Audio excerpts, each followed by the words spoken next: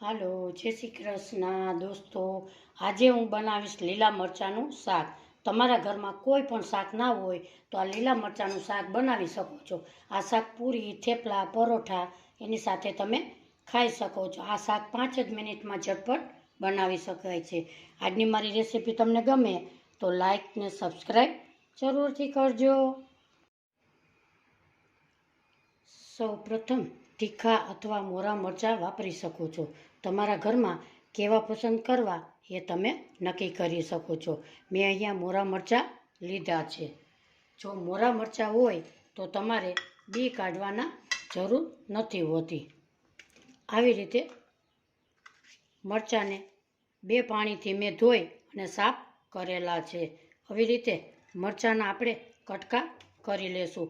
મોટા હોય તો તમે આના પણ 4 ભાગમાં કરી શકો છો. આવી રીતે આને પણ તમે મોટા હોય તો 4 કરી શકો છો. આવી રીતે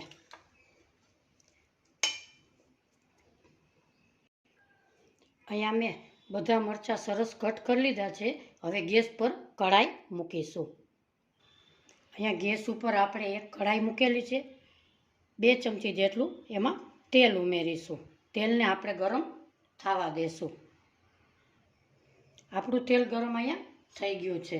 હવે આપણે નાખીશું 1 ચમચી જીરું. ગેસની ફ્લેમ અત્યારે આપણે ધીમી રાખીશું.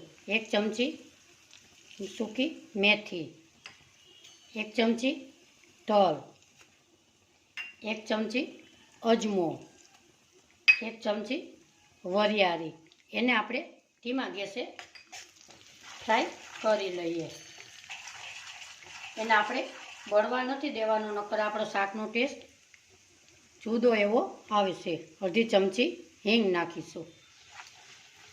એને આપણે 1 સેકન્ડ મસાલાને ધીમા ગેસ પર પકાવી લઈએ.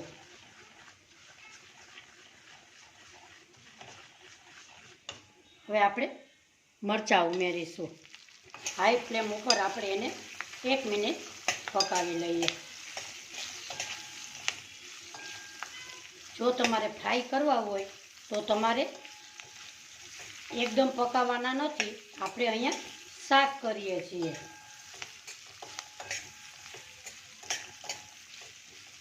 બે મિનિટ આપણે એને પકાવી લઈએ. આપણે ગેસની ફ્લેમ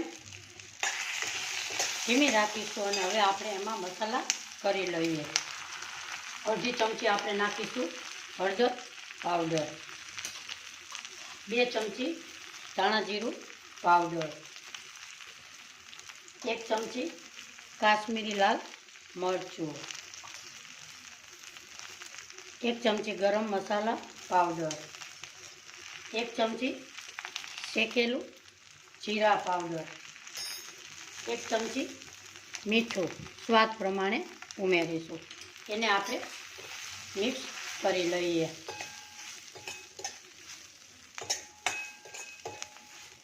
મિક્સ બધું થઈ જાય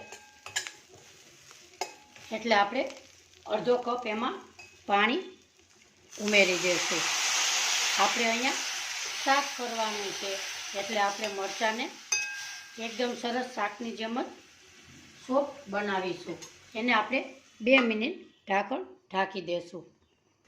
આપણે અહીંયા મરચાંને 2 મિનિટ થઈ ગઈ છે. હવે એને આપણે ખોલીશું. આપણા મરચાં સરસ એકદમ સરસ સોફ્ટ થઈ ગયા છે. એમાં નાખીશું આપણે ચાટ મસાલો. તમે આમચૂર પાવડર પણ ઉપયોગ કરી શકો છો. ચટપટો સ્વાદ દેવા માટે અડધું આપણે લીંબુ નીચવીશું. વરિયાળીનો દરદરો એવો ભૂકો નાખીશું. આ મરચાં ખાવામાં ખૂબ જ સરસ સ્વાદિષ્ટ લાગે છે. આપણે હજી પણ 2 મિનિટ એને ઢાંકી દઈશું એટલે બધો સ્વાદ મરચાંમાં સરસ શાકમાં બેસી જાય. 2 મિનિટ થઈ ગઈ છે. આપણે હવે પાછા ખોલીશું. આપણા મરચાંનો કલર પણ સરસ એકદમ સરસ આવી ગયો છે. હવે આપણે લીલા મરચાંમાં વિટામિન સી, કેલ્શિયમ ફૂલ માત્રામાં હોય છે. આંખ માટે પણ સારા હોય છે. વાળ માટે, શરીર માટે પણ ફાયદો કરે છે. આ શાક ખૂબ જ સ્વાદિષ્ટ લાગે છે. દોસ્તો, આ મરચાંનું શાક તમે ભાખરી, થેપલા, પરોઠા, દાળ, ભાત એની સાથે તમે સર્વ કરી શકો છો. આપણા મરચાં શાક સરસ તૈયાર થઈ ગયું છે. હવે આપણે એના મરચાંને સર્વ કરીશું. ગેસની ફ્લેમ બંધ કરીશું. આ શાક ખૂબ જ સ્વાદિષ્ટ લાગે છે. દોસ્તો, આજની મરચાંની રેસીપી તમને કેવી લાગી એ કોમેન્ટ બોક્સમાં જરૂરથી જણાવજો. આજની મારી મરચાંના શાકની રેસીપી તમને ગમી હોય તો લાઈક, શેર ને સબસ્ક્રાઈબ જરૂરથી કરજો. ફરી મળીશું એક નવી રેસીપી કે સાથ. આવજો. જય શ્રી કૃષ્ણ.